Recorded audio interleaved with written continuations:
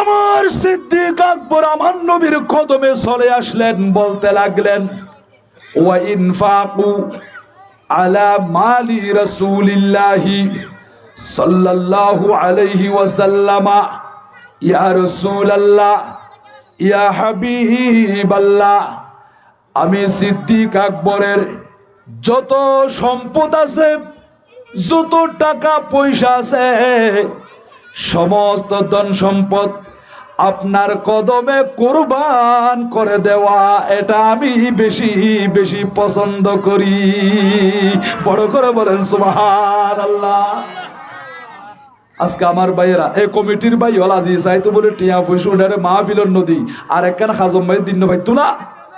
এইরকম একটি বার ডাকলে যেই মা বাবা ডাকের সাড়া দিত, আজকে কবরে হজম করে ফেলছে, মাটি খেয়ে ফেলছে, ওই কবরের পাশে দাঁড়িয়ে থাকলেও মা বাবা বলে ডাক দিলেও চোখের পানি ছেড়ে দিয়ে মা বাবা বলে বলে আপনি যদি কান্না করেন তারপরেও কবর থেকে একটা ছোট মৃদু আওয়াজ পর্যন্ত আসবে না। কোথায় চলে গেল মা বাবা, কোথায় গেল মোহাব্বতের দাদা দাদি নানা নানি? কক্সবাজার রাবুর জমিনের আমার কলিজার টুকরা মুরব্বী বাবারা, যুবক ভাইয়েরা, পর্দানসীন মা খালা মা বোনেরা, গভীর মনোযোগ দিয়ে অন্তরের খান দিয়ে শ্রবণ করেন। আমাদেরকেও চলে যেতে হবে। কোথায় যাবে বাড়ি, কোথায় যাবে বাড়ি, কোথায় যাবে জমিদারি, কোথায় চলে যাবে আপনার বাহাদুরি, সব কিছু ছেড়ে আঁধার কবরে পড়ে থাকতে হবে। ও আল্লাহ, কয় বছর পর্যন্ত থাকতে হবে? আল্লাহ বলেন কুরআনুল কারীমের ভিতরে, ওয়া মিন ওয়ারাইহিম বারযাখুন ইলা ইয়াউমি ইউবআসুন। বান্দারে, তুমি যে কবরে শুয়ে আছো, সেখান থেকে আবার বের হয়ে দুনিয়াতে যাওয়ার আর কোনো সুযোগ নাই। তোমার টাকা পয়সা, তোমার ধন সম্পদ, তোমার মাল সামান, তোমার আত্মীয় স্বজন ভাগ বটোয়ারা করে খেয়ে ফেলবে। তারা সবাই তোমার সম্পদগুলো বুক করবে, কিন্তু তোমাকে জনম জনম একা একা অন্ধকার কবরে থাকতে হবে। আল্লাহ কতদিন পর্যন্ত থাকবো? আল্লাহ বলেন ইলা ইয়াউমি ইউবআসুন, কিয়ামতে উঠা পর্যন্ত। ও বান্দা বান্দিনী, পুরুষ সমাজ, মহিলা সমাজ, মাইয়ফা মরদফা, ছোট বড় মাঝারি, যারা শুনতেছেন ওয়াজগুলো, দিলের খান দিয়ে শ্রবণ করেন। সবাইকে অন্ধকার কবরে কিয়ামতে উঠা পর্যন্ত অবস্থান করতে হবে। আল্লাহ বলেন বান্দা, তোমরা আল্লাহর প্রতি ঈমান আনয়ন করো, আমার রাসূলের প্রতি ঈমান আনো, সাথে সাথে আমার নবীকে মদদ করো, তাজিম করো, তাওকীর করো। ওয়া তুওয়াক্কিরুহু, নবীকে তাওকীর করতে হবে, সম্মান করতে হবে, ইজ্জত করতে হবে। এরপরে বলতেছেন ওয়া তুসাব্বিহুহু বুকরাতাও ওয়া আসিলা, সকাল সন্ধ্যা তাসবিহ পাঠ করো, তার মানে আমল করো। আমলের কথা বলার আগে নবীকে সম্মান করার কথা আগে বলেছেন। নবীকে তাজিম করতে হবে। নবীর তাজিম, নবীর সম্মান যদি আমরা করতে পারি, আমাদের আমলগুলো আল্লাহর দরবারে কবুল হয়ে যাবে। এর মধ্যে কোনো শুভা নাই, কোনো সন্দেহ নাই, মুহূর্তের ভিতরে কবুল হয়ে যাবে। বড় করে বল না সুবহানাল্লাহ। উহুদের কলবের ভিতরে, উনাদের কলবের ভিতরে আল্লাহর নবীর প্রেম, ইশকে মুস্তাফা, হুব্বে রাসূল ভরপুর। বড় করে বল না সুবহানাল্লাহ। আমরা তো নবীর কথা বললে আমাদের চোখ দিয়ে পানি আসে না, কিন্তু হক্কানি উলামা ইকরাম, যারা আল্লাহর ওলি, নেককার বান্দা, আশিক রাসূল, নবীর কথা বলার সাথে সাথে চক্ষু দিয়ে অশ্রু বের হয়ে যায়। কারণ আমাদের নবী ছাড়া কোনো উপায় আছে? নাই। সাহাবা ইকরাম জান কুরবান করে দিয়েছেন, জিহাদের ময়দানে তীর খেয়েছেন, বল্লম খেয়েছেন, নিজা খেয়েছেন, পাথর খেয়েছেন, শরীরে তাজা রক্ত দিয়েছেন, এমনকি জান টুকুন কুরবান করে দিয়েছেন, শাহাদত বরণ করেছেন আমার নবীর মুহাব্বতের উপরে। বড় করে বলুন না সুবহানাল্লাহ। কেমন মুহাব্বত করেছেন! খলিফাতুর রাসূল, আমার নবীর একেবারে মুহাব্বতের সাহাবী, যিনি এখনো পর্যন্ত নবীর সাথে আরাম করতেছেন।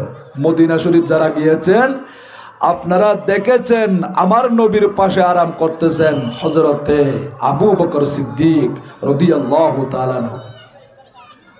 আবু বকর সিদ্দিক আমার নবীর কদমে চলে আসলো, বলতে লাগলো, ইয়া রাসূলুল্লাহ, আন-নাজরু ইলা ওয়াজহি রাসূলিল্লাহি সাল্লাল্লাহু আলাইহি ওয়াসাল্লাম, ও নবী, আমি সিদ্দিক আকবরে কপালের চক্ষু দিয়ে 24 ঘন্টা প্রতি মুহূর্তে আপনি নবীর নূরানি চেহারা মুবারকের দিকে তাকিয়ে থাকা, আপনাকে দেখে দেখে থাকতে মন চাই।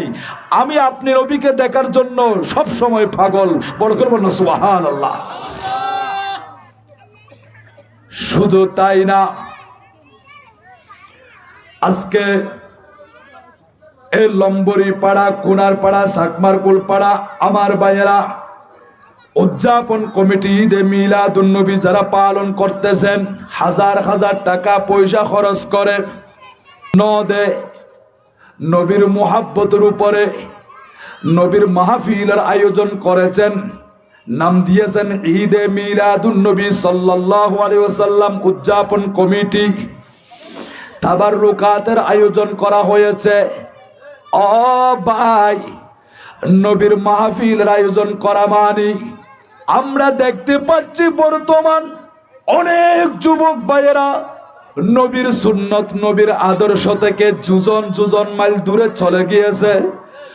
মসজিদের কবর নাই, নামাজের কবর নাই, এমনকি ঘরের ভিতরে মুহাব্বতের মা বাবা, তাদের সাথে কি রকম আচরণ করতে হবে, ভাই বোনের কি রকম সম্পর্ক রাখতে হবে, সমাজের মধ্যে আলেম সমাজ, বিশেষ করে আমার মুরব্বী সমাজকে কিভাবে মুহাব্বত করতে হবে, সেটা আমাদের সমাজে এখন দেখা যায় না। বড় করে বলেন নাউজুবিল্লাহ। টাকা পয়সার মালিক, কিন্তু দেখা যায় অনেক সময় মা বাবাকে বৃদ্ধাশ্রমে ফেলে রাখে। বড় করে বলেন নাউজুবিল্লাহ। আছে কি নাই? মা বাবার কবর রাখে না। অথচ যে মুহাব্বতের আব্বা জান ওই সন্তানকে ছোটবেলায় হাত ধরে ধরে চলাফেরা হাঁটা শিখাইছে, কত মেহনত করে পরিশ্রম করে আজকে আমাদের জীবন এত সুন্দর করে দিয়েছেন মুহাব্বতের মা বাবা। টাকা পয়সার মালিক হওয়ার পরে মা বাবার খোঁজ খবর নেয় না। না না, আমি রাখতে পারবো না, দরকার নাই, ওই বৃদ্ধাশ্রমে ফেলে রাখো। বড় করে বলো না নাউজুবিল্লাহ। মনে রাখো হে যুবক, যদি মা বাপ নারাজ হয়ে যায়, আমার নবী বলেন ওয়াসাখতুর রব্বি ফি সাখতিল ওয়ালিদাইন, মা বাপ নারাজ হলে তোমার উপর লামকানুর খোদাও নারাজ হয়ে যাবে। তো আল্লাহ যদি নারাজ হয়, ওই বান্দার আমল কবুল হবে? মওতের বিছানায় কলমা পাবে?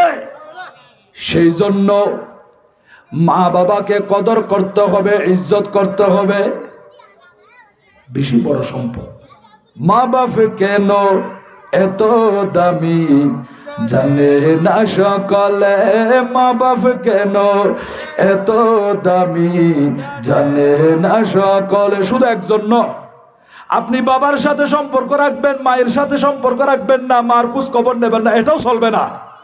আবার মার পক্ষে গিয়ে বাবাকে আঘাত করবেন, সেটাও চলবে না। আমরা দুনিয়াতে আসার মাধ্যম উসিলা মা বাবা দুইজন। বড় করে বলেন সুবহানাল্লাহ। ঠিক না বেটি? আল্লাহ বলেন আনিশকুরলি ওয়ালি ওয়ালিদাইক, বান্দারে আমি তোমাদের সৃষ্টিকর্তা, আমি তোমাদেরকে সৃষ্টি করেছি, সেই জন্য আমি আল্লাহকে চিনতে হবে। আমি তোমাদের হায়াত মওতের মালিক, রিজিকের মালিক। আনিশ করলি, আমি আল্লাহর শুকরিয়া আদায় করো। এরপরে ওয়ালি ওয়ালিদাইকা, যেই মা বাবার উসিলায় তুমি দুনিয়ার চেহারা দেখেছো। এডবা লম্বরি পাড়া রামুম্মাদি খন গফু আসমান তুন দুমুরগুরি ফরিকে নিকে হন। মা বাবার উসিলা, মা বাবার মাধ্যম লাইব নাকি নলাইব? আল্লাহ বলেন কুরআনুল কারীমের ভিতরে, ইয়াখরুজু মিন বাইনিস সুলবি ওয়াত তারাইব, বাপের পিঠ থেকে, মায়ের বুক থেকে, ও বান্দা তোমাদেরকে আমি সৃষ্টি করেছি। ইয়াখলুকুকুম ফি বুতুনি উম্মাহাতিকুম, খলকম মিন বাদি খলকিন ফি যুলুমাতিন সালাস। বান্দারে, মায়ের পেটের ভিতরে 3 আঁধারের ভিতরে, ফি যুলুমাতিন সালাস 3 অন্ধকারের ভিতরে আমি আল্লাহ তোমাদেরকে সৃষ্টি করেছি, যেখানে কোনো দুনিয়ার বিজ্ঞানের ক্ষমতা চলবে না। ফি যুলুমাতিন সালাস 3 অন্ধকারের ভিতরে, খলকম মিন বাদি খলকিন এক প্রকার থেকে আরেক প্রকার, অর্থাৎ অজর 3 অন্ধকার মানে বুঝি নাই। 3 অন্ধকার মানে হলো, একটা অন্ধকার মায়ের পেটের অন্ধকার, 2 নম্বর অন্ধকার হলো রেহেমের অন্ধকার, 3 নম্বর আঁধার হলো যে স্থানে, যে স্পেশাল পর্দার ভিতরে আমাদেরকে রেখেছেন, ওই স্পেশাল পর্দার অন্ধকার। আল্লাহ বলেন সেখানে আমি তোমাদেরকে তৈয়ার করেছি, সৃষ্টি করেছি, ওই বাচ্চাকে পরিপূর্ণ করেছি। আল্লাহ কিভাবে? খলকম মিন বাদি খলকিন এক প্রকার থেকে আরেক প্রকার। 40 দিন পর্যন্ত নুতফা আকারে রেখেছি, এরপরে 40 দিন পর্যন্ত রক্তপিণ্ড আকারে রেখেছি, তারপরে 40 দিন পর্যন্ত মাংসের টুকরায় পরিণত করেছি। 340-এ কয় দিন? 120 দিন। 340-এ কয় দিন? 120 দিন সমান 4 মাস। 120 দিন সমান 4 মাস। যখন 120 দিন পরিপূর্ণ হয়েছে, ওই বাচ্চা, ওই সন্তানকে আমার আল্লাহ মায়ের পেটের ভিতরে পরিপূর্ণ করে রূহ ঢুকিয়ে দিয়েছেন। বড় করে বলেন সুবহানাল্লাহ। তখন সন্তানি বেড়ে মার পেটের ভিতরে লড়ে নাকি নলড়ে? আর নড়াচড়া করে। এটা ওনারা মুরগি পালন দেয়, ডিমত্তুন মুরগির বাচ্চা বাইরে আগে কিছুদিন আগে পর্যন্ত বেড়ে জীবিত থাকে নাকি নথাকে? থাকে। এর পরিবহন জীবিত তুমি বাইরে করতে লেগে দেয়। আল্লাহ দবন দেয় তোমার এর রুদি ফেলায়, মার পেটের ভিতরে তুমি জিন্দা আসিলা। সময় যখন হইয়ে আল্লাহ পাক রব্বুল আলামিন আর দুনিয়া তাইবার ব্যবস্থা করে দিই, কলিজার টুকরা মা আর ছোট্ট পেটের ভিতরে নাকি দুনিয়া দেখাই কঠিন কষ্ট করছি। এই মোহাব্বতের মায় বেড়ে তাজিম করো, ইবের হক আদায় করো। আল্লাহ বলেন ওয়ালি ওয়ালিদাইকা, আমি আল্লাহর ইবাদত করার পরে, আমার শুকর আদায় করার পরে মা বাবাকে ইজ্জত করো, মা বাবার এতাআত করো। বড় করে বলেন সুবহানাল্লাহ। আল্লাহুম্মা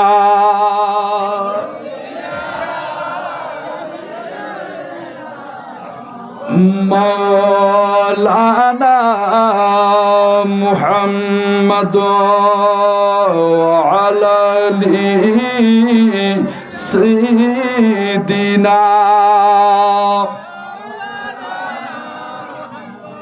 তোমার ঈমান তোমার আমল সঙ্গে যাবে কবরে,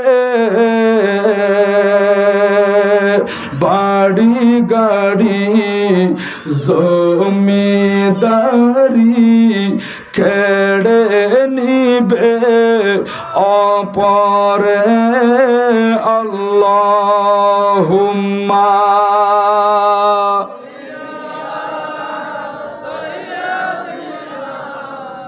মাওলানা মুহাম্মদ ওয়া আলিহি।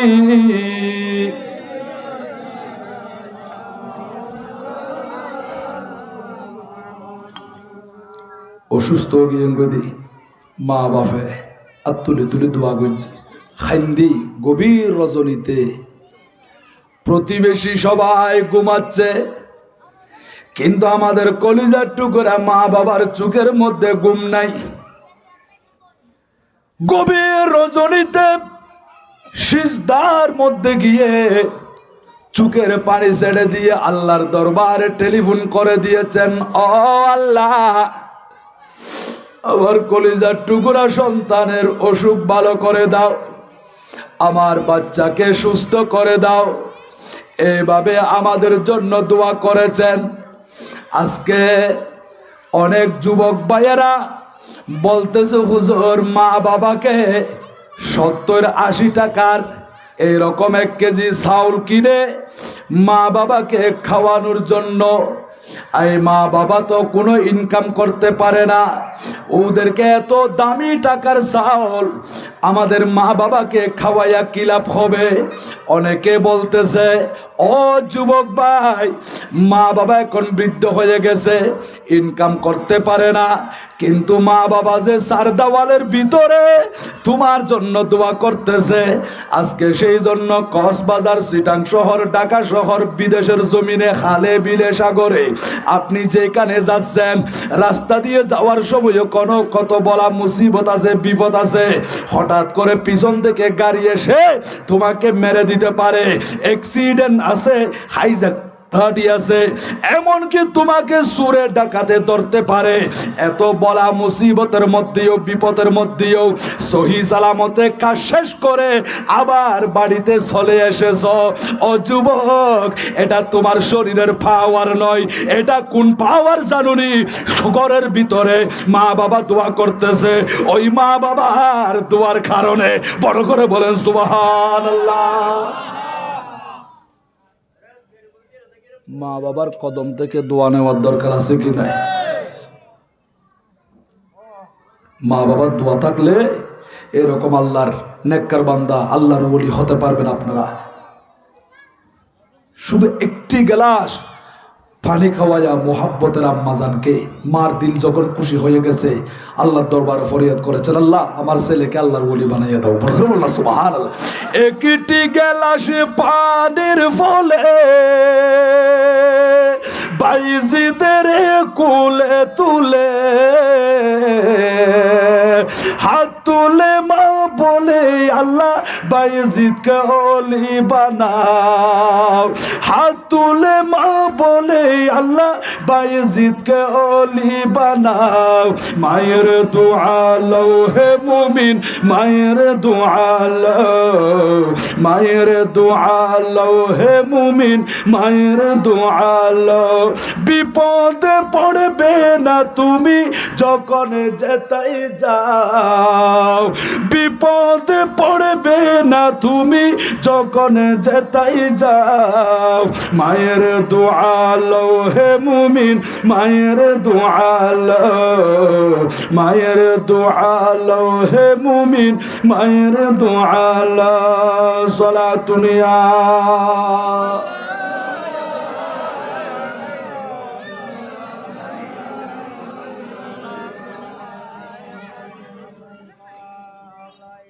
মুহাব্বতের মা বাবা।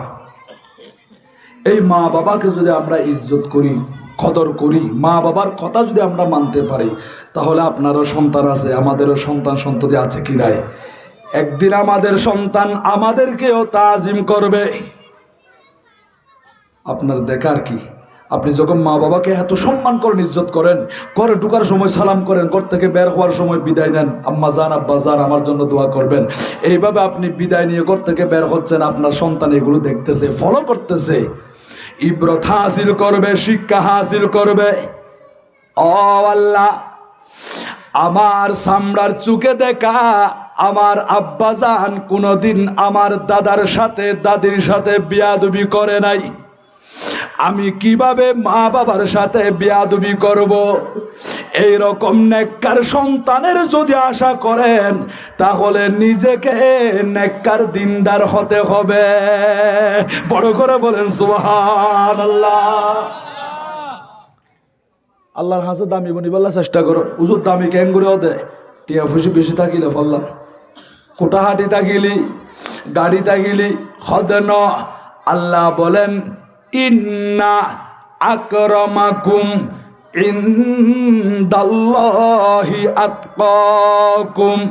ও বান্দা, তোমাদের ভিতরে যার যত বেশি তাকওয়া, আল্লাহর ভয়, আল্লাহর ডর থাকবে, তাকওয়া বেশি থাকবে, আল্লাহকে বেশি বেশি করে ভয় করবে।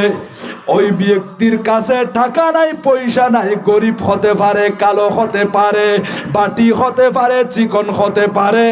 ও বান্দা, তোমার ভিতরে যদি তাকওয়া থাকে, ওই বান্দা আমি আল্লাহর কাছে বেশি দামি। বড় করে বলেন সুবহানাল্লাহ।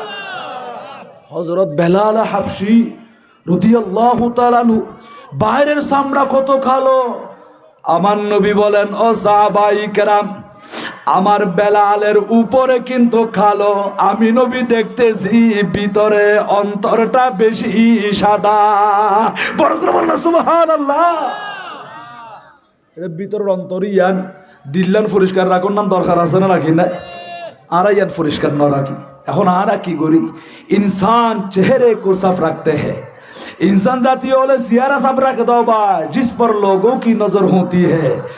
যে সিয়ারা ও মাইনসে দেখে, ও মাইনসে দেখে দিয়ান পরিষ্কার লাগে, সব সময় একেবারে ক্লিন লাগে, সাফ রাখে। মগর দিল को साफ नहीं रखते। हो दिल्लान तो साफ न रखे, जिस पर अल्लाह की नजर होती है।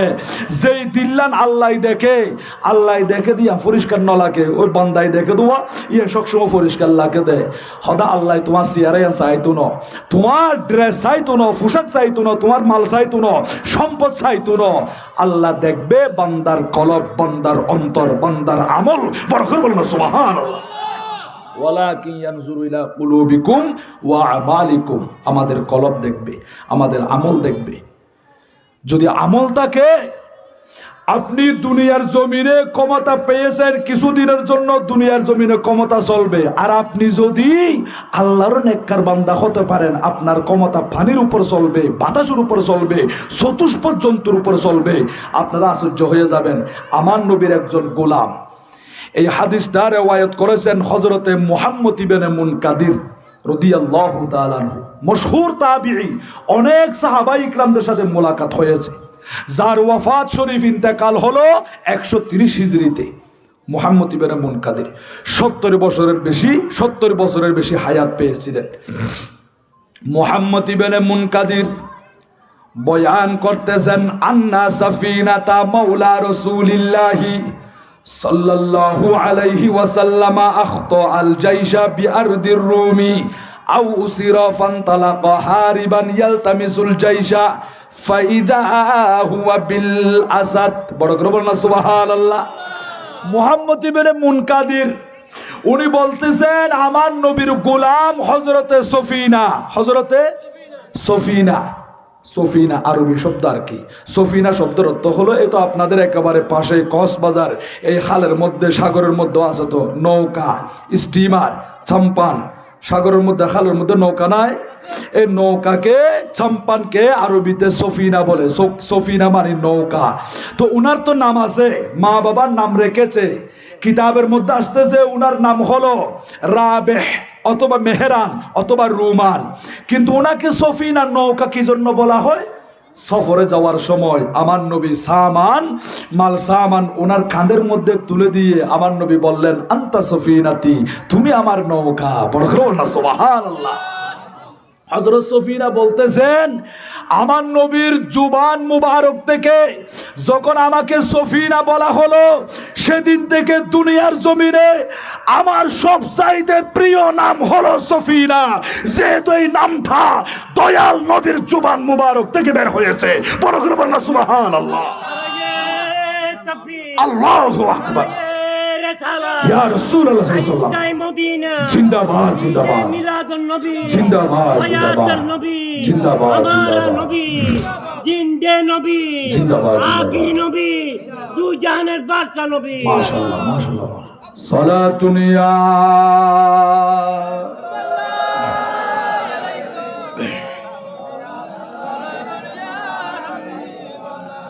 হে কৌল খুদাই জিন বশর ইন্না আতইনা কল কাউসর रब ने जो दिया कसरत से दिया सुबहान अल्लाह सुबहान अल्लाह ऐ नाम मुहम्मद सल्ली अला सुबहान अल्लाह सुबहान अल्लाह दी जिसने हमारे दिल को जाला सुबहान अल्लाह सुबहान अल्लाह मरहबा या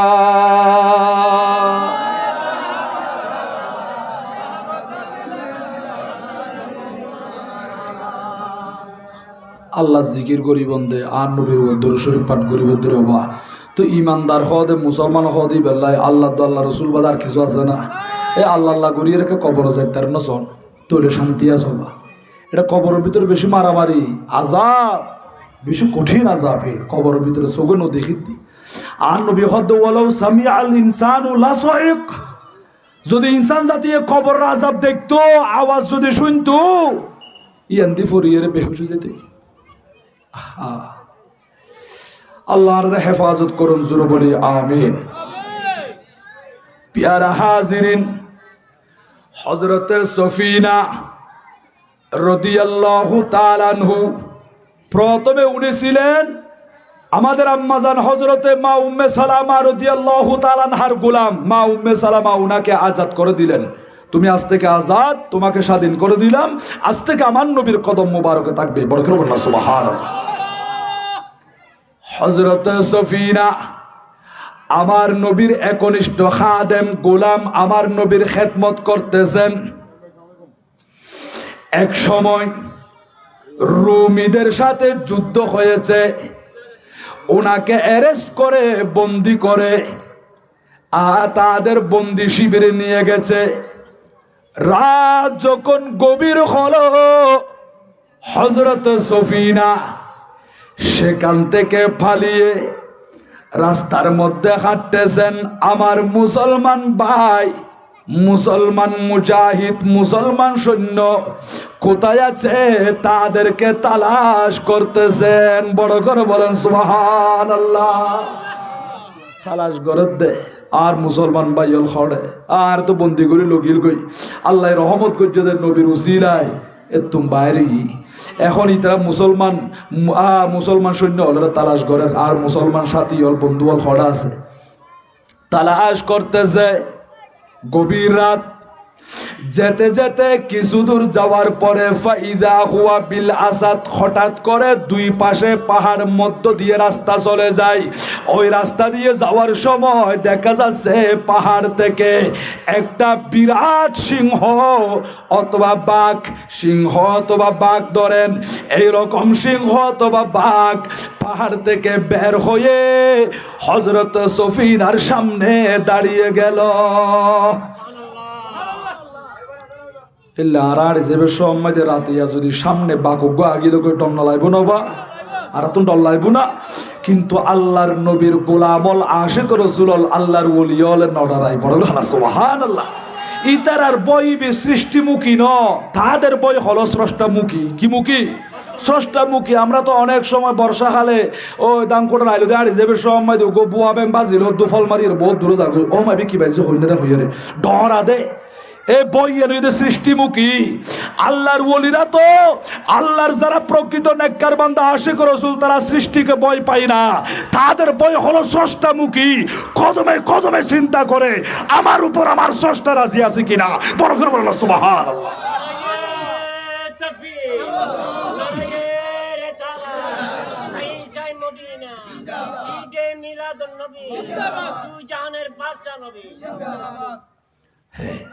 ঠিক আছে আমাকে একটু সময় দিতে হবে যেহেতু সময় সংক্ষিপ্ত আমাকে একটু কথা গোছালো করার বক্তব্য গোছালো করার সুযোগ দিতে হবে আল্লাহ কবুল করেন জোরে বলি আমিন সালাতুন ইয়া আলাইকুম খিয়ালে মা সেওয়া দিল সে মিটা দো ইয়া রাসূলুল্লাহ হিজাব যুলমতে বশরি উঠা দো ইয়া হাবিবাল্লাহ সালাতুন ইয়া আলাইকুম।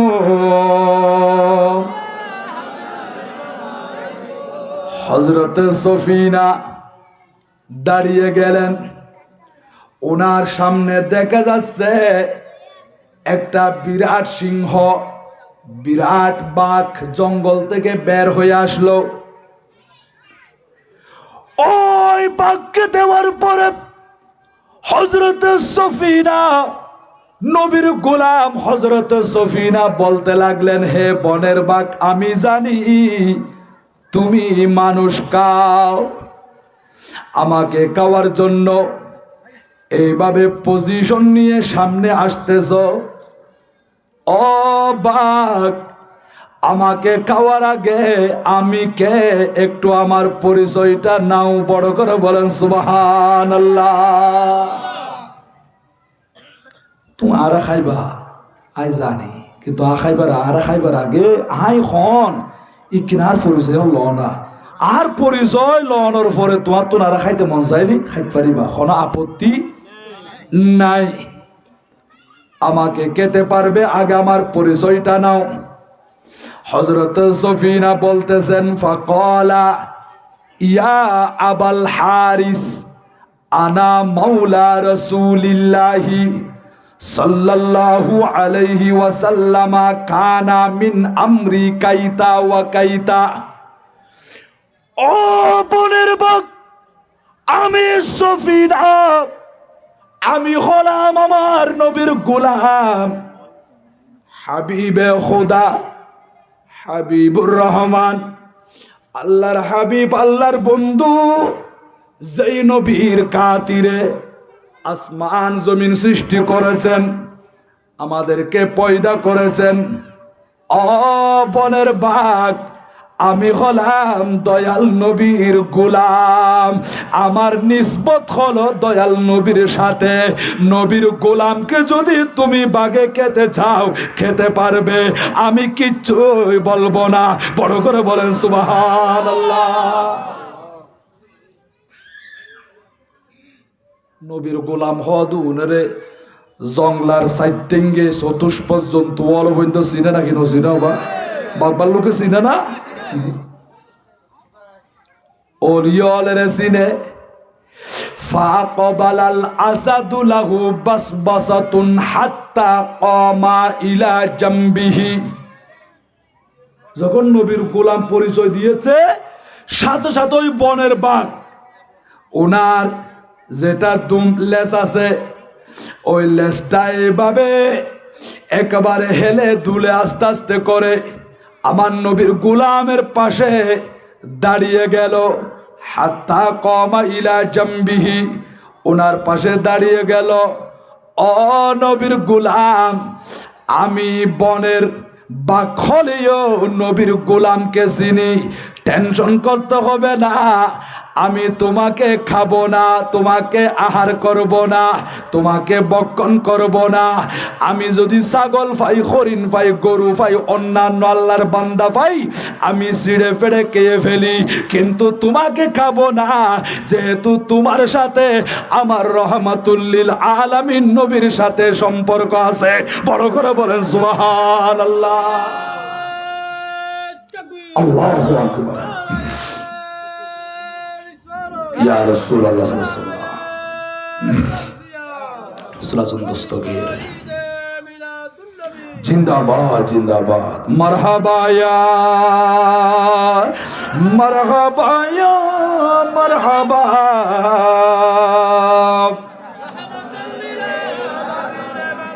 জলওয়া গরো ইয়া ইমামাল মুরসালিন, জলওয়া গরো রহমাতাল লিল আলামিন। মারহাবা ইয়া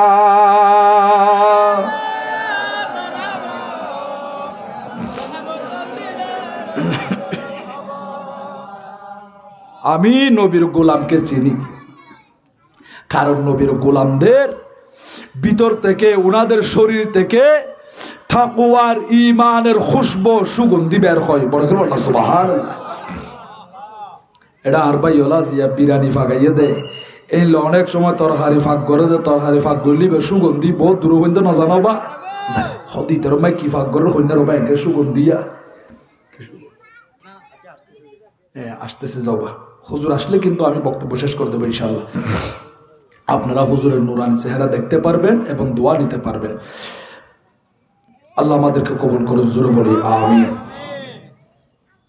এইরকম আল্লাহর নেককার বান্দা আমার নবীর গোলাম যারা আছে তাদের শরীর থেকে মদিনাওয়ালার সুগন্ধি খুশবু বের হয়। বড় করে বলেন না সুবহানাল্লাহ। ওনাদের সম্পর্ক নবীর সাথে, কার সাথে? নবীর সাথে সম্পর্ক যার, আমার নবী দামি, নবীর সাথে যারা সম্পর্ক রেখেছে তাদের দামও বেড়ে যায়, তাদের দামও বেড়ে যায়। কেমন খুশবু কিতাবের মধ্যে আসতেছে, আমার নবীর যেগুলা পসিনা মুবারক ছিল, গাম মুবারক, নবীর গাম মুবারক থেকে পর্যন্ত গোলাপ ফুলের সুগন্ধি বের হতো। বড় করবেন না সুবহানাল্লাহ। কি ফুলের? গোলাপ ফুলের সুগন্ধি বের হতো। কেমন নবী আমরা পেয়েছি, কোন নবীর উম্মত হতে পেরেছি? ও ভাইয়েরা, আল্লাহর দরবারে শুকরিয়া আদায় করো। আমরা তো দরখাস্ত করি নাই, বিনা দরখাস্তে আমার নবীর উম্মত হিসেবে আমাদেরকে কবুল করেছেন, ঠিক না বেঠিক? নবীর সম্মান বলতে গেলে অনেক সময়ের দরকার আছে। এবার চলে আসুন, নেককার হতে হবে, দিনদার হতে হবে, তাকওয়াবান, পরহেজগার। ও ভাই, দুনিয়ার জমিন ক্ষণস্থায়ী, আমাদের হায়াত অল্প। এই স্বল্প হায়াতের সফর শেষ করে দুনিয়া ছেড়ে অন্ধকার কবরে চলে যেতে হবে। আমাদের থেকেও দামি দামি হাবিল হাবিল মানুষ আজকে মসজিদ পিটার মধ্যে পড়ে আছে, পুকুর পাড়ে পড়ে আছে, ডির পাড়ে পড়ে আছে, বাগানে টনকি টন মন কি মন মাটি বুকুরে পর নিয়ে পড়ে আছে। 60 বছর হয়ে গেল, 80 বছর হয়ে গেল। কবরস্থানে গেলে জিয়ারত করলে ও মা বাবা এরকম বলে ডাক দিলেও কবর থেকে মৃদু আওয়াজ পর্যন্ত আসে না। অথচ এই রামুর জমিনে আমরা যখন মাহফিল শেষ করে, নামাজ শেষ করে বাড়িতে যাই, রাতের 12টা 2টা হলেও ও মা এইরকম একটা আওয়াজ দিতে দেরি, ঘরের ভিতর থেকে মা বাবা দুজন বলে, ও সন্তান আসছো, আমরা মা বাবা দুজন তোমার জন্য অপেক্ষায় আছি, ইন্তজার করতেছি, ওয়াইটিং এর মধ্যে আছি। মা বাবার চোখের ঘুম হারাম হয়ে গেছে, আমরা বিছানের মধ্যে পিঠ লাগাই নাই, শুধু তোমার জন্য অপেক্ষা করতেছি। এই রকম একটিবার ডাকলে যেই মা বাবা ডাকের সাড়া দিত, আজকে কবরে হজম করে ফেলছে, মাটি খেয়ে ফেলছে। ওই কবরের পাশে দাঁড়িয়ে থাকলেও মা বাবা বলে ডাক দিলেও চোখের পানি ছেড়ে দিয়ে মা বাবা বলে বলে আপনি যদি কান্না করেন তারপরেও কবর থেকে একটা ছোট মৃদু আওয়াজ পর্যন্ত আসবে না। কোথায় চলে গেল মা বাবা, কোথায় গেল মুহাব্বতের দাদা দাদি, নানা নানি? ও কক্সবাজার রামুর জমিনের আমার কলিজার টুকরা মুরব্বী বাবারা, যুবক ভাইয়েরা, পর্দানসীন মা খালা মা বোনেরা, গভীর মনোযোগ দিয়ে অন্তরের খান দিয়ে শ্রবণ করেন। আমাদেরকেও চলে যেতে হবে। কোথায় যাবে বাড়ি, কোথায় যাবে বাড়ি, কোথায় যাবে জমিদারি, কোথায় চলে যাবে আপনার বাহাদুরি, সব কিছু ছেড়ে আঁধার কবরে পড়ে থাকতে হবে। ও আল্লাহ, কয় বছর পর্যন্ত থাকতে হবে? আল্লাহ বলেন কুরআনুল কারীমের ভিতরে, ওয়া মিন ওয়ারাইহিম বারযাখুন ইলা ইয়াউমি ইউবআসুন। বান্দারে, তুমি যে কবরে শুয়ে আছো, সেখান থেকে আবার বের হয়ে দুনিয়াতে যাওয়ার আর কোনো সুযোগ নাই।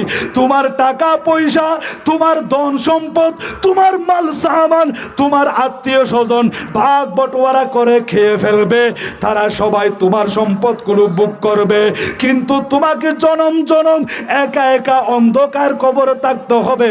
আল্লাহ কতদিন পর্যন্ত থাকবো? আল্লাহ বলেন ইলা ইয়াউমি ইউবআসুন, কিয়ামতে উঠা পর্যন্ত ও বান্দা বান্দিনী, পুরুষ সমাজ, মহিলা সমাজ, মাইয়া ফুয়া, মরদ ফুয়া, ছোট বড় মাঝারি যারা শুনতেছেন ওয়াজগুলো, দিলের খান দিয়ে শ্রবণ করেন, সবাইকে অন্ধকার কবরে কিয়ামতে উঠা পর্যন্ত অবস্থান করতে হবে। বড় করে বলেন সুবহানাল্লাহ। আল্লাহ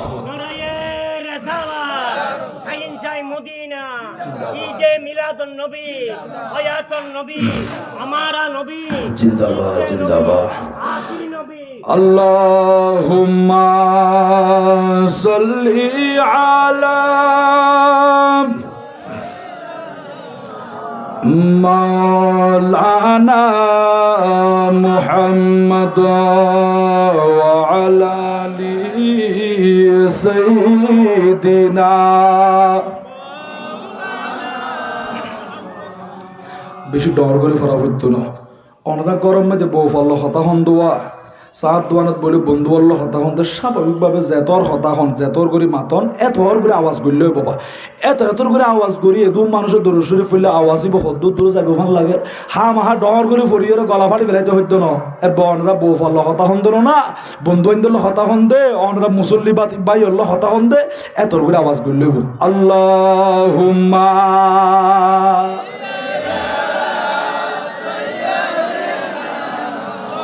মাওলানা মুহাম্মদ ওয়া আলা আলি সাইয়্যিদিনা। ইচ্ছা করলে প্রাণের নবী তাকতে পারতেন আরশে,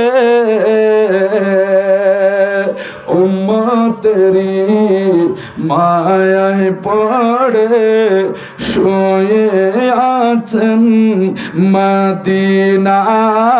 আল্লাহুম্মা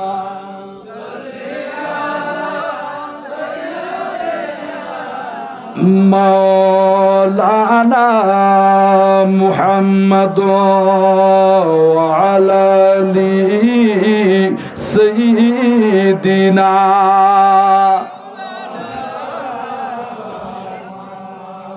আসফিনা, ও নবীর গোলাম, তোমার সাথে নবীর সাথে যেহেতু সম্পর্ক আছে আমি তোমাকে খাবো না। এইরকম বলে ওই বনের বাঘ, বনের সিংহ, ওই চতুষ্পদ জন্তু আমার নবীর গোলামকে সামনে এগোতে লাগলো। চলো, তোমার মুজাহিদ মুসলমান ভাই কোথায় আছে আমি তাদেরকে বের করে তোমার কাছে তোমার কাছে নিয়ে আসবো। বড় করে বলেন সুবহানাল্লাহ। যাওয়ার সময় কুল্লামা সামিআ সাউতান আহওয়া ইলাইহি, যেদিক থেকে একটু করে আওয়াজ আসে সেদিকে চলে যায়। অসফিনা এখানে মানুষ নাই, আর একটু সামনে চলো। এইভাবে যেতে যেতে হাত্তা বালাগল জাইশ, দেখা যাচ্ছে মুসলমান মুজাহিদগণ সামনে আছে। ও সফিনা, তুমি যাদেরকে তালাশ করতেছো ওই মুসলমান সৈন্যদেরকে দেখা যাচ্ছে, চলে আসো চলে আসো। এবার ওদের হাতের মধ্যে তুলে দিয়ে হাত্তা রাজা আল আসাদু, ওই বনের সিংহ আস্তে করে জংলার ভিতরে ঢুকে গেল। বড় করে বলেন সুবহানাল্লাহ। দেখুন বাবা, ইয়া ফদ দেখা দিয়ে দিয়া আইয়ো আয় তোমার খাইতাম নয়, ফদ দেখা দিয়ে দে বনের সিংহ। নবীর গোলাম পরিচয় দেন যখন সফিনা, নবীর গোলাম পরিচয় দেন যখন সফিনা, বনের সিংহ পদে কালো নেই কোনো ভাবনা, বনের সিংহ পদে কালো নেই কোনো ভাবনা, ইহ পর জগৎ যাহার জন্য বিজয় হয়। বড় করে বলো সুবহানাল্লাহ। ইহ পর জগৎ যাহার জন্য বিজয় হয়, প্রিয় নবীর গোলাম ছাড়া অন্য কিছু নয়, প্রিয় নবীর গোলাম ছাড়া অন্য কিছু নয়। দো জাহানে কি যে হবে আমার পরিচয়, দু জাহানে দু জাহানে দু জাহানে দু জাহানে দু জাহানে কি যে হবে আমার পরিচয়। প্রিয় নবীর গোলাম ছাড়া অন্য কিছু নয়, প্রিয় নবীর গোলাম ছাড়া অন্য কিছু নয়। বড় করে বলুন না সুবহানাল্লাহ। তো যারা নবীর কাটি উম্মত তারা নামাজ পড়ে কি পড়ে না? নামাজ লাগবে। তাকওয়া আল্লাহর ভয়, আল্লাহকে ভয় করা মানি নামাজ পড়া, আল্লাহকে ভয় করা মানি রোজা রাখা, আল্লাহকে ভয় করা মানি মা বাবাকে কদর করা ইজ্জত করা, আল্লাহকে ভয় করা মানি মানুষের সমালোচনা গীবত পর নিন্দা করতে পারবা না। কারণ কেন? ওই ব্যক্তির অন্তরের ভিতরে খোদার ভয় আছে। বড় করে বলেন সুবহানাল্লাহ। অনেক কলমা পড়নেওয়ালা মানুষ, কলমা পড়নেওয়ালা মানুষ জাহান্নামে চলে যাবে। কিন্তু তুমি তো কলমা পড়েছো, তোমার নাম না মুসলমানের নাম ছিল? হ্যাঁ। মা সালাকাকুম ফি সাকর, তো তুমি জাহান্নামে কেন? তুমি তো বসবাস করেছো রামু চাকমার কুল, লম্বরি ফাড়া, উকুনার ফাড়া, সেখানে মুসলমান ফাড়ার মতো তুমি বসবাস করেছো। আমরা তোমাকে মুসলমান মনে করছিলাম, সালাম করেছি, তুমিও কলমা পড়েছো, আজকে তোমাকে দেখা যাচ্ছে জাহান্নামের ভিতরে। তুমি জাহান্নামে আসার কারণ কি? তখন ডাক দিয়ে বলবে কলু লাম নাকু মিনাল মুসল্লিন। ও ভাই বেকিন ঠিক আছিল, টুপিও আছিল, মুসলমানের সুরত আছিল, লেবাস বেকিন ঠিক আছিল, কিন্তু নামাজের টাইম হইলি মসজিদত দুবরত তুন যাইতাম বই তুম মসজিদিয়ান দেখিলে জিয়াল খানা দেখা ভাল লাগে। বড় করে এখন নাউজুবিল্লাহ। কলুলাম নাকু মিনাল মুসল্লিন, আমি মুসল্লি ছিলাম না, আমি নামাজ পড়ি নাই, নামাজ আদায় করি নাই, নামাজ না পড়ার কারণে আজকে জাহান্নামের শাস্তি আস্বাদন করতেছি। ও মুরব্বী বাবা, আমার যুবক ভাইয়েরা, মাইকের আওয়াজ চতুর্দিকে যত দূর যায়, পর্দানসীন মা খালা মা বোনেরা, নামাজ আদায় করবেন। আপনি নামাজ পড়বেন, আপনার আমল নিয়ে আপনি কবরে শান্তিতে বসবাস করবেন। আপনার আমল আমি পাবো না, আমি নামাজ পড়লে আপনার কোনো লাভ হবে না। আপনার নামাজ আপনাকে পড়তে হবে, এটা ফরজে আইন। আপনার কলিজার টুকরা ছেলে, আপনার কলিজার টুকরা মেয়ে, আপনার সন্তান সন্ততি যদি আপনার পক্ষ থেকে নামাজ পড়ে সেটাও হবে না। কেন? কেন? আপনার নামাজ আপনাকে পড়তে হবে। বড় করে বলেন সুবহানাল্লাহ। হুজুরে কি হতাহত আসা আসারা তো নামাজ পড়া ফুরি বুঝে? জি, নামাজ পড়েন। ইয়া ডর মোবাইল বাইরে বা মোবাইল উনকে সাথে সাথে 24 ঘন্টা হন্দি যার গই খবর নাই দেন না, তো 24 ঘন্টা মোবাইল সাইড ফেললি অনেক এত সময় দেওয়া হইতো না। ফজরের নামাজে 10 মিনিট, জোহরের নামাজে 20 মিনিট, আসরের নামাজে 20 মিনিট, এইভাবে মাগরিবের নামাজে 15 মিনিট, এশারের নামাজে 20 মিনিট। এই অল্প অল্প সময় যদি আপনি দিতে পারেন, আপনার জন্য সুসংবাদ আছে। কিরকম? আল্লাহ বলেন তাতানাজ্জালু আলাইহিমুল মালাইকা, মওতের বিছানার মধ্যে ফেরেশতারা চলে আসবে। আপনি কান্না করতে লাগলেন, ও আল্লাহ একা একা অন্ধকার কবরে কিভাবে থাকবো? ফেরেশতারা বলতেছে আল্লাহ তাখাফু, ভয় করো না, ওয়ালা তাহজানু, টেনশন করতে হবে না। কেন? ওয়া আবশিরু বিল জান্নাতিল্লাতী কুনতুম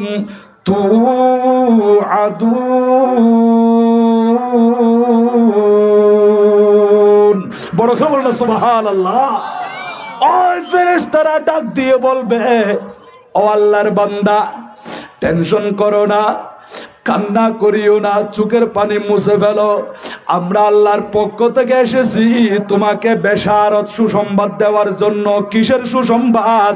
বিল জান্নাতিল্লাতী কুনতুম তুআদুন, তোমরা নেককার বান্দাদের সাথে যে জান্নাতের ওয়াদা করা হয়েছে, ওই জান্নাত তোমার জন্য রিজার্ভ। আল্লাহ তোমাকে জান্নাতি বলে ঘোষণা করেছেন। এই সুসংবাদ আমরা মওতের বিছানায় পেয়ে যাব। বড় করে বলেন সুবহানাল্লাহ। নামাজ পড়লে আরো দুনিয়া তো ফায়দা সবা লাভ আছে। নামাজ পড়লে আপনার চেহারা সুন্দর হবে, নুরানি হবে। নামাজ পড়লে আপনার অন্তর পরিষ্কার হবে, দিলটা নরম হবে। নামাজ পড়লে আল্লাহর কথা, নবীর কথা, জান্নাত জাহান্নামের কথা, কবরের কথা, আযাবের কথা বললে চোখ থেকে পানি বের হয়ে চলে আসবে। যদি নামাজ পড়েন আপনার ইনকাম, আপনার ব্যবসা বাণিজ্য সেখানে তরক্কি হবে, বরকত হবে। এই জন্য বিশ্ববিখ্যাত আল্লাহর ওলি হযরতে আবু হালিম হাবিব বিন সালিমুর রাই রহমাতুল্লাহি তাআলা আলাইহি, যিনি আমার নবীর সাহাবী হযরতে সালমান ফারসি রাদিয়াল্লাহু তাআলা আনহুর সাথে প্রায় সময় থাকতেন। হযরতে আবু হালিম হাবিব বিন সালিমুর রাই ছাগল চরাতেন, ফুরাত নদীর তীরে বসবাস করতে লাগলেন। ওনার কিছু ছাগল ছিল, ছাগল চড়াইতো হযরত আবু হালিম হাবিব বিন সালিমুর রাই। কিন্তু নামাজের সময় হলে সাথে সাথে নামাজ আদায় করে ফেলতেন। উনি একদিন আজান যখন শুনলো, নামাজের নিয়ত বেঁধে ফেললো, নামাজ আদায় করতেছে। আরেকজন তরিকতের পীর, এইরকম একজন আল্লাহর ওলি সেই দিক দিয়ে চলে যাচ্ছে। যাওয়ার সময় দেখতে পেলেন একজন আল্লাহর বান্দা নামাজ আদায় করতেছে, কিন্তু ওনার যে ছাগলগুলো ছিল ওই ছাগলগুলো ফুরাত নদীর পাড়ে ওনারা কিন্তু সরতেছে। ওই ছাগলের চতুর্দিকে জঙ্গল থেকে বিরাট বিরাট বাঘ বের হয়ে ওই বাঘগুলো ছাগলের চতুর্পাশে বসে আছে। ওই ছাগলগুলোকে হামলা করে নাই। যেমনি ভাবে একজন রাখাল ছাগল ছড়াই, গরু ছড়াই, এইভাবে ওই জঙ্গলার বাঘগুলো ছাগলগুলোকে হেফাজত করতেছে। বড় করে বলেন সুবহানাল্লাহ। কি নামাজ পড়ে সল উন খার এই সল এগুলো চতুর্পাশে বাঘ খতুম বই রই আয় জানি যে সল ফাইলে বাঘে সিঁড়ি ফাইলে খাই ফেলায়, ইয়া বাঘে গুনে সল উন না খার এদুরম মাদি সুম্মারি রই সলে গুনোর হাতম মাদি ইতারা শরীর মাদি বাঘে হাত নদের হামলা করতেছে না। ও আল্লাহ, নামাজ পড়নে ওয়ালা কত বড় আল্লাহর ওলি জানি না। আমি একটু ওনার সোহবতে থাকবো, হুজুর থেকে দোয়া নেব। বড় করবো না সুবহানাল্লাহ। ইয়া অনরা বেগুন আজিয়া উজুর তুন দোয়া লেবেল আসি না কিনু আইও বা এরকম আইসন্দে উজুর চেয়ারা চাইবেল্লাই হদ্দে।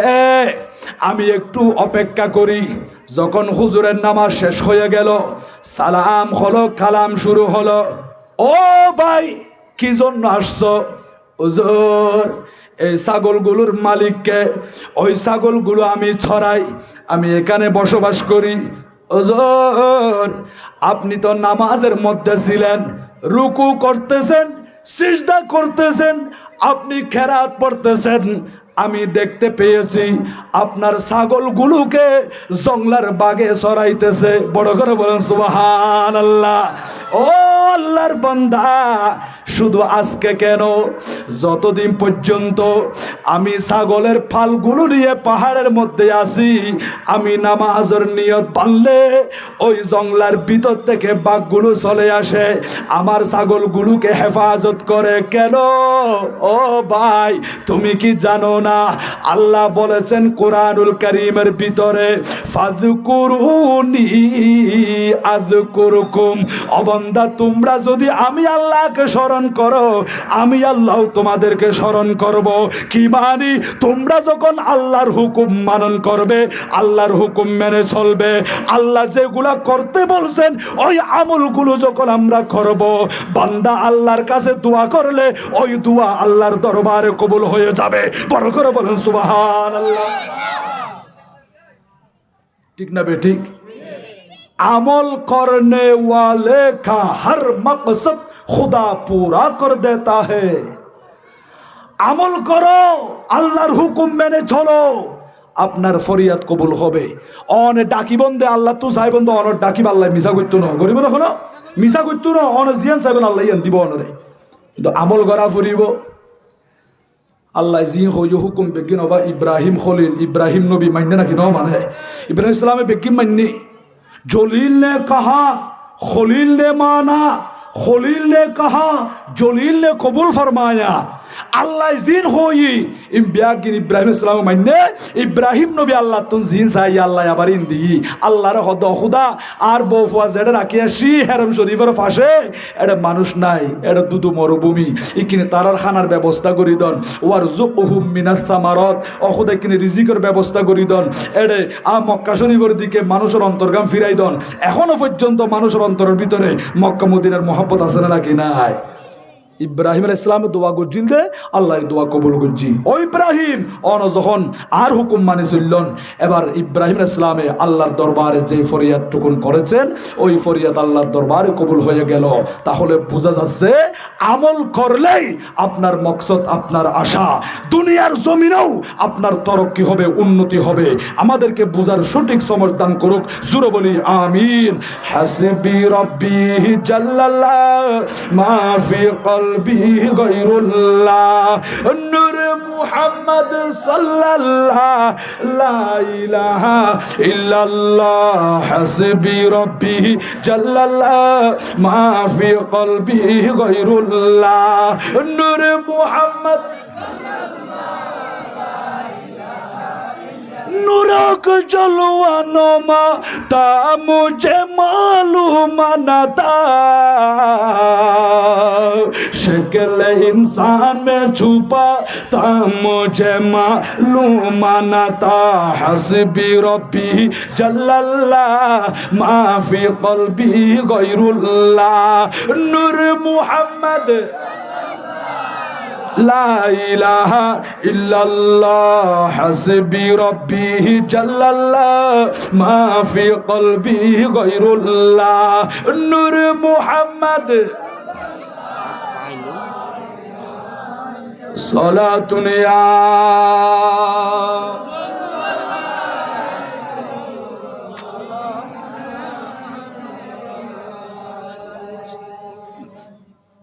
আল্লাহ কবুল করুন, জোরে বলি আমিন। আরো বড় করে বলো না সুবহানাল্লাহ, আরো জোর সে পড়ি আলহামদুলিল্লাহ। এবার বলি আল্লাহু আকবার। আল্লাহর হুকুম মানতে হবে। ফাযকুরুনি আযকুরুকুম, যেহেতু আমি আল্লাহকে স্মরণ করি, ও আপনি নামাজ পড়তেছেন, ও আকিমিস সলাতা লিযিকরি, নামাজের ভিতরে সালাতের ভিতরে আল্লাহর স্মরণ আছে কি নাই? আপনি যে আল্লাহকে স্মরণ করতেছেন, তো আমি তো নামাজের মধ্যে আছি। আচ্ছা, নামাজ পড়ার সময় ওই ব্যক্তি আর ছাগল চড়াতে পারবে? উট চড়াতে পারবে? পারবে না। তো নামাজের ভিতরে যখন আপনি ঢুকে যাবেন, এই তাকবীরে তাহরিমা যখন আল্লাহু আকবার বলে আপনি নামাজ নিয়ত বেঁধেছেন, নামাজে ঢোকার সাথে সাথে দুনিয়ার যে কাজগুলো আগে আপনার জন্য হালাল ছিল, জায়েজ ছিল, এগুলো আপনার জন্য হারাম হয়ে গেছে। নামাজের ভিতরে আর কথা বলতে পারবেন না। সোনা বুট খাইতে পারবেন হলো নামাজের নিয়ত বাঁধিয়ে রে চলতো না। তাহলে নামাজ পড়তে গন্ধে একটু খুজু বিনয়ী নম্রতা ভদ্রতার সহিত ওরা নামাজ সারা দায়ী করিব। আল্লাহ বলেন কদ আফলাহাল মুমিনুন, মুমিন বান্দাগণ সফল কাম হয়েছে। আল্লাযীনা হুম ফি সলাতিহিম খাশিউন, কারণ মুমিনগণ তাদের নামাজের মধ্যে মনোযোগী আছে, তাদের ভিতরে নম্রতা আছে, আল্লাহর ভয় আছে। বড় করে বলেন সুবহানাল্লাহ। আমি যখন নামাজের মধ্যে আছি তো আমার ছাগলগুলো তো এদর উদর হয়ে যাবে, এদিক সেদিক যেন যেতে না পারে, সেই জন্য আল্লাহর হুকুমে ওই জঙ্গল থেকে বাঘগুলো বের হয়ে আসলো। ওই বাঘে আমার ছাগলগুলোকে হেফাজত করেছে। আচ্ছা তুমি দেখো তো এখন বাঘগুলো আছে কিনা। ওই বাঘেগুলো আস্তে আস্তে চলে যাচ্ছে।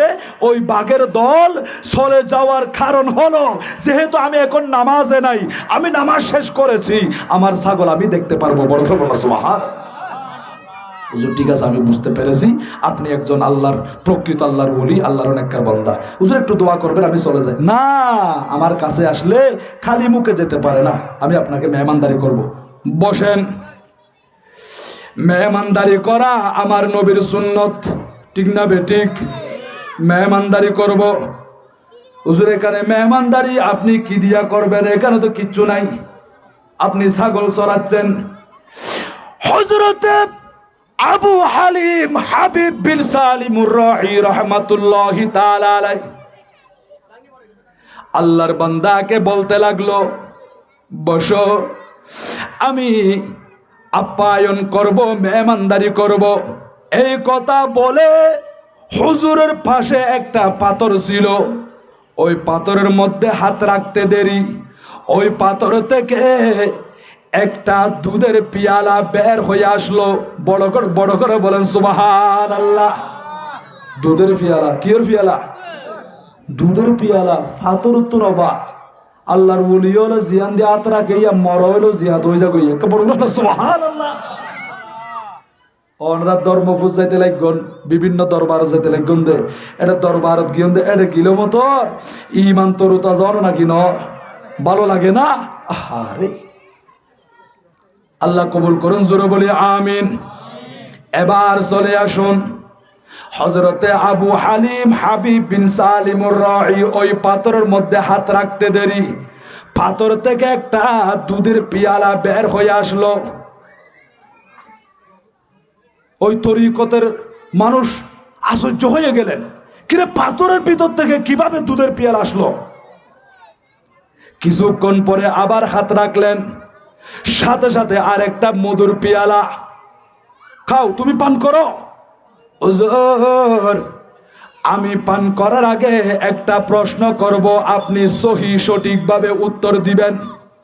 কিরকম প্রশ্ন? হুজুর রে, আমি তো কোনো জায়গার মধ্যে দেখি নাই এরকম পাথরে হাত রাখলে পাথরে মধুর পিয়ালা বের করে দেয়, দুধের পিয়ালা বের করে দেয়। আমার থেকে বড় আশ্চর্য লাগতেছে। হুজুর, এটার কারণ কি আমাকে বলতে হবে। এবার হযরত আবু হালিম হাবিব বিন সালিমুর রাঈ জবাব দিচ্ছেন, শোনো শোনো, তুমি কি জানো না আমি আখিরি জামানার নবীর উম্মত। নবীর উম্মত হওয়ার কারণে আমার দাম, আমার মর্যাদা, পজিশন আমার আল্লাহ বাড়াইয়া দিয়েছেন। বড় করে বলেন সুবহানাল্লাহ। নবীর উম্মত তাহলে আর সম্মান বাড়িয়ে দে।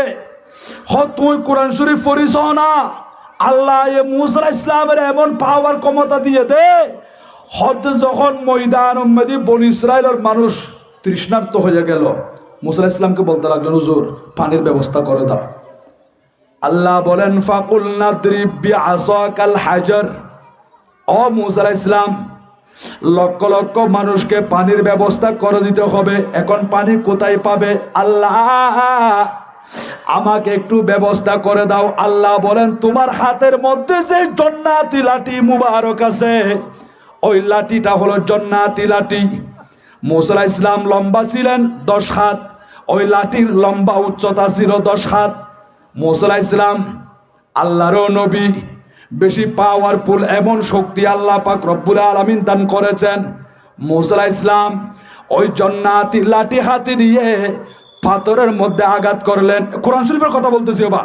ফানফাজারাত মিন হুসনাতা আশরাতা আইনা, একটা নয় দুইটা নয়, মুসা আলাইহিস সালামের ওই লাঠি মুবারকের আঘাতে সেই পাথর থেকে 12টা পানির ফোয়ারা জারি হয়ে গেল। কয়টা ঝর্ণা? 12টা পানির ঝর্ণা জারি হয়ে গেছে।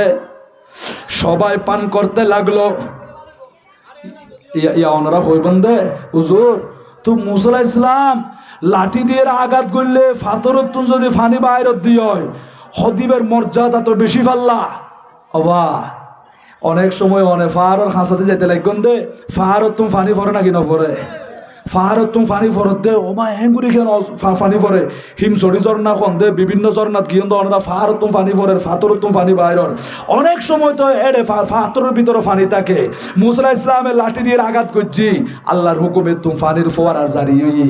কিন্তু আন নবীর মুজিজা দেখুন না, নে হুদাইবিয়ার ময়দানত হযরত জাবের রাদিয়াল্লাহু তাআলা বয়ান করতে বা বুখারী শরীফের হাদিস, আমার নবীর যখন হুদাইবিয়ার ময়দানে সবাই পানি পানি করতে লাগলেন, ইয়া রাসূলুল্লাহ পানির ব্যবস্থা করে দেন। আমরা কিভাবে ওযু করব, পানি পান করব, বাহনগুলোকে পানি পান করাতে হবে।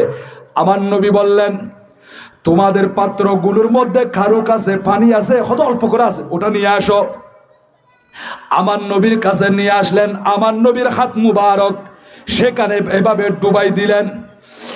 সাহাবায়ে কিরাম বলতে লাগলো, আমার নবীর হাত মুবারক সেখানে দেওয়ার সাথে সাথে আমার নবীর আঙ্গুল মুবারক থেকে পানির ফোয়ারা, পানির ঝর্ণা দ্বারা জারি হয়ে গেল। সাহাবায়ে কিরাম ফাশারিবে না, বলতেছেন আমরা পান করেছি, ওয়াতাওয়াজ্জানা ওযু করেছি, বাহনগুলোর জন্য পানি জমা করে রেখেছি। ও সাহাবায়ে কেরাম, কিলা কাম কুনতুম, সেদিন তোমরা কয়জন ছিলা? বলতেছেন আমরা মাত্র ছিলাম কুন্না খামসা আশরাতা মিয়া, 1500, আমরা 1500 সাহাবী ছিলাম। আমার নবীর 5 আঙ্গুল মুবারক থেকে এমন ভাবে পানির ঝর্ণা দ্বারা বের হলো, ওই পানি থেকে আমরা 1500 সাহাবায়ে কিরাম পান করেছি, ওযু করেছি, পানি জমা করে রেখেছি। সেদিন শুধু 1500 কেন, 1 লক্ষ মানুষ হলেও আমার নবীর 5 আঙ্গুল থেকে যেইভাবে পানি বের হয়েছে, ওই পানি 1 লক্ষ মানুষের জন্য যথেষ্ট হয়ে যেত। বড় করে বলেন সুবহানাল্লাহ। মিয়াত আলফিল লাকাফানা, তাদের জন্য কাফি হয়ে যেত, যথেষ্ট হয়ে যেত। 1 লক্ষ মানুষ হলেও কমতি হতো না। এবার চিন্তা করেন, মুসা আলাইহিস সালাম লাঠি দিয়ে আঘাত করে পাথর থেকে পানি বের করেছেন, আর আমার নবীর মুজিজা হলো নবীর আঙ্গুল মুবারক থেকে পানির ঝর্ণা বের হয়। বড় করে বলেন সুবহানাল্লাহ। এমন নবীর উম্মত আমরা হয়েছি। মদিনা আমার জান, মদিনা আমার প্রাণ, মদিনাতে আছেন আমার জানের জান, মদিনাতে আছেন আমার জানের জান, মদিনা আমার জান, মদিনা আমার প্রাণ, মদিনাতে আছেন আমার জানের জান, মদিনাতে আছেন আমার জানের জান। সলাতুনিয়া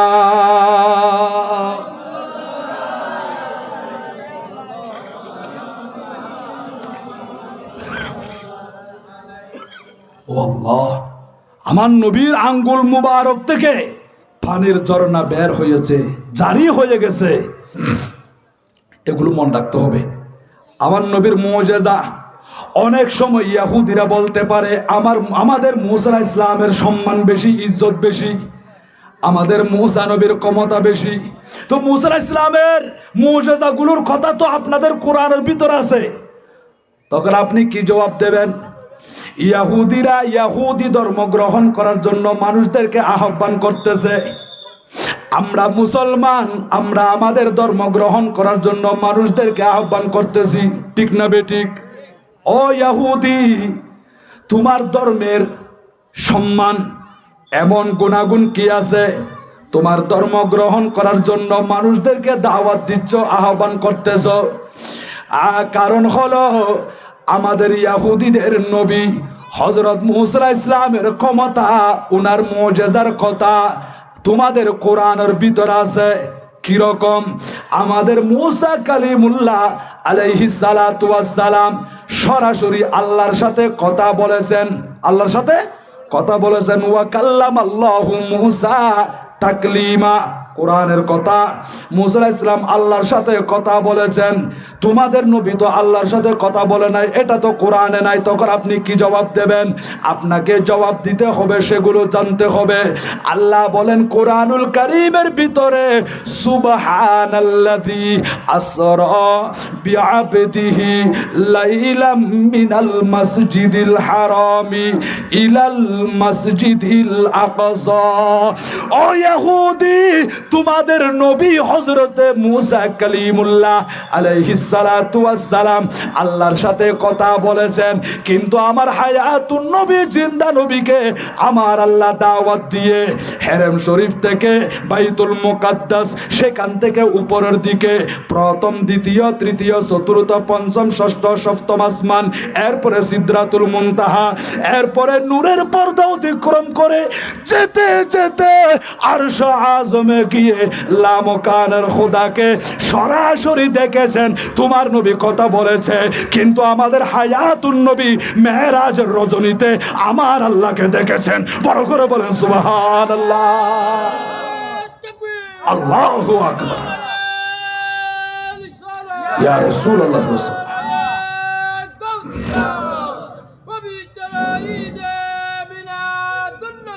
জিন্দাবাদ জিন্দাবাদ। সালাতুন ইয়া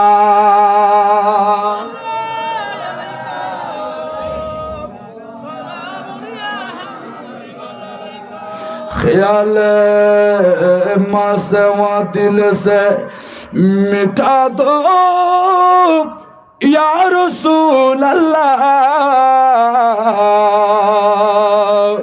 हिजाब ज़ुल्मत बशरी उठा दो या हबीब अल्लाह, सलातुन या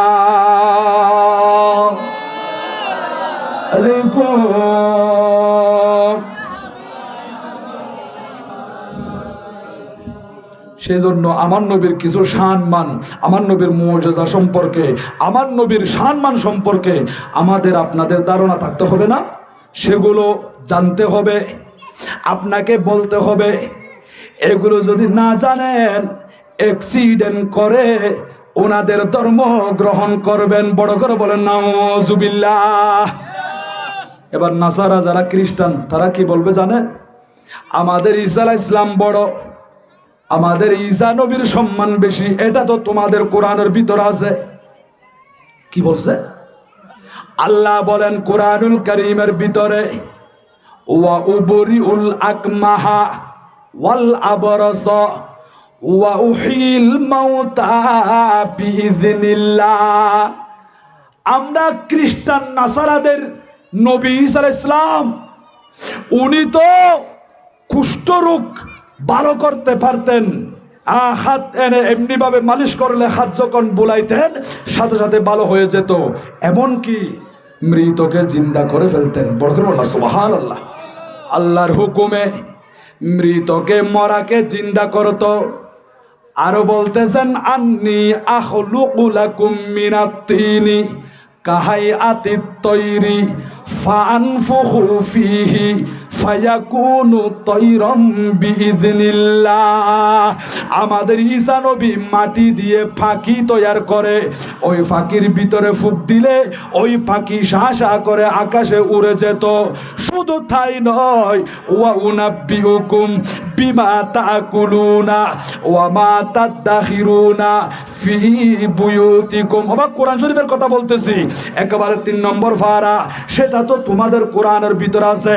আমাদের ঈসা নবীর পাওয়ার ক্ষমতা, ওনার সম্মান, ওনার মুজিজার কথা কেমন। ঈসা নবী মানুষদেরকে বলে দিতেন, তোমরা বাড়ির থেকে আসার সময় কি খেয়েছো আমি সেটা বলতে পারি।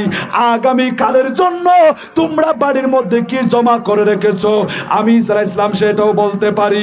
এখন আপনি কি জবাব দেবেন? আপনাদের নবীকে এগুলা জানে, কোরআনের মধ্যে কি এগুলা আছে, আপনাকে জবাব দিতে হবে।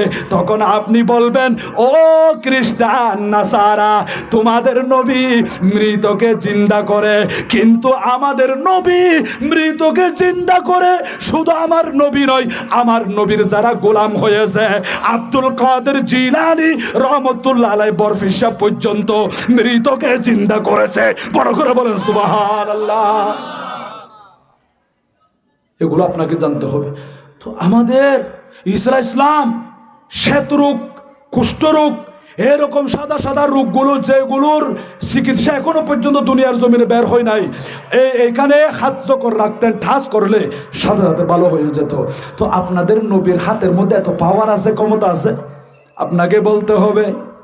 আমার নবীর সাহাবায়ে কেরাম যারা যুদ্ধের ময়দানে আহত হয়েছেন, এমনকি হযরতে কাতাদা রাদিয়াল্লাহু তাআলা আনহু চোখের মধ্যে তীর পড়লো, ওই চোখের ঘর থেকে বের হয়ে গেল, এইভাবে ডুলতেছে, চোখ বের হয়ে গেল, কান্না করে করে আমার নবীর কদম মুবারকে চলে আসলো। নবী রে নবী, আমি কাতাদার চোখের মধ্যে তীর পড়ছে, আমার চোখ তো এখন বের হয়ে গেল, আপনি একটু দোয়া করে দেন, আমার চক্ষু ভালো করে দেন। আমার নবী বলেন, একটু সবর করলে ভালো হবে, তোমাকে আমার আল্লাহ জান্নাত দান করবে, পুরস্কার দান করবে। ইয়া রাসূলুল্লাহ, সেটা কিন্তু আমি জানি, আমার আকীদা হলো, বিশ্বাস হলো, আপনার কদম মুবারকে আমি চোখও পাবো এবং আখিরাতে জান্নাতও পাবো। আপনি আমাকে চোখও ভালো করে দেন, আখিরাতে জান্নাতের সুসংবাদও দেন। বড় করে বলেন সুবহানাল্লাহ। আই সগো চাই, ব্যস্ত চাই, অন চাইলে পারিবন। আন নবী নুরানি হাত মুবারক, এইভাবে হাত মুবারক দিয়ে হযরতে কাতাদার চোখ যখন চোখের গাঁটের মধ্যে, ঘরের মধ্যে এইভাবে রাখলেন, নবীর তুতু মুবারক দেওয়ার সাথে সাথে হযরতে কাতাদা রাদিয়াল্লাহু তাআলা আনহু বলতে লাগলেন, আমার চোখের মধ্যে আগের চেয়ে বেশি পাওয়ার চলে আসলো। বড় করে বলেন সুবহানাল্লাহ। তোমার ঈসা ইসলাম আতে শুধু এর মেডি দি ফাঁকি বানাই, এর ফু দিয়ে ফাঁকি উড়ে গিয়ে দি মানুষের কুষ্ঠ রোগম মাঝে হাত দিয়ে হাত এর রোগ ভালো গিয়ে, কিন্তু আর হায়াতুন নবী জিন্দা নবী খদি পাওয়ার হইতার না, হদে চোখ তীর ফরিকে দে চোখর ঘর তো চোখ বাইরে গিয়ে ডুলের চকিবি এন্ডিলে চৌকি ব্যাং করে লই, হাত মেদি লই, এটা বুয়াই দি নবী তো মুবারক বাজা দি সাথে সাথে ভালো গিয়ে পড়লো। সুবহানাল্লাহ। এ মাস জিবে গিয়ে জমা দিও সানি মাস, ই বইয়ের আর সিদ্দিক আকবর ওয়াফাতর মাস। সিদ্দিক আকবরও হিজরত করে গিলদি নবীর সাথে, গারে সুরের ভিতরে সাপে কামড় দিলদি, বিষাক্ত সাপে কামড় দেওয়ার কারণে হযরত আবু বকর সিদ্দিক রাদিয়াল্লাহু তাআলা আনহু কান্না করতে লাগলেন। তারপর আমার নবীর ঘুম ডিস্টার্ব করে নাই, আমার নবী ঘুমাচ্ছে, হঠাৎ করে চোখের পানি আমার নবীর চেহারা মুবারকের মধ্যে পড়ছে। আমার নবী চক্ষু মুবারক খুলে সিদ্দিক আকবরকে বলতে লাগলেন, গারে সুরের কথা বলতেছি, যেখানে আমার নবী 3 দিন 3 রাত পর্যন্ত অবস্থান করেছেন। বড় করে বললাম সুবহানাল্লাহ। ওই গর্তের ভিতরে সিদ্দিক আকবর কান্না করার কারণ কি? নবী রে নবী, এই গর্তের ভিতরে ছোট ছোট অনেক ছিদ্র আছে, প্রত্যেক ছিদ্র কিন্তু আমি বন্ধ করে দিয়েছি, একটার মধ্যে কাপড় সংকুলন হয় না, সেখানে আমার ফা দিয়েছি এইভাবে, কিন্তু বিষাক্ত সর্প, বিষাক্ত সাপ আমার পায়ের মধ্যে আঘাত করেছে। আমার নবী বলল, সিদ্দিক আকবর কান্না করতে হবে না, একটু পা এদিকে নিয়ে আসো। আমার রসুল হাত মুবারক দিয়ে একটু করে তুতু মুবারক যেখানে সাপ দংশন করেছে, চুবল মেরেছে, সেখানে লাগাই দিলেন। আমার নবীর তুতু মুবারক স্পর্শ হওয়ার সাথে সাথে সিদ্দিক আকবর বলতে লাগলেন, ও নবী, আমার শরীর মুবারক একেবারে সুস্থ হয়ে গেছে। বড় করে বলেন সুবহানাল্লাহ। নবীর মধ্যে আরো পাওয়ার বেশি আছে কি নাই?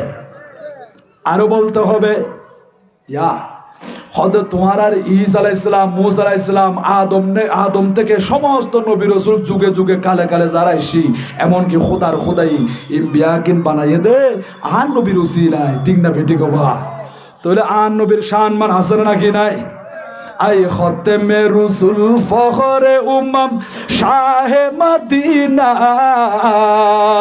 আই খতমে রসুল ফখরে উম্মম शाह मदीना दिखला दे मुझे मंजर गुलजार मदीना दिखला दे मुझे मंजर गुलजार मदीना आय ख़त्म रसूल फ़ख्र उम्म शाह मदीना आय ख़त्म रसूल फ़ख्र उम्म शाह मदीना दिखला दे मुझे मंजर गुलजार मदीना दिखला दे मुझे मंजर गुलजार मदीना सलातुनिया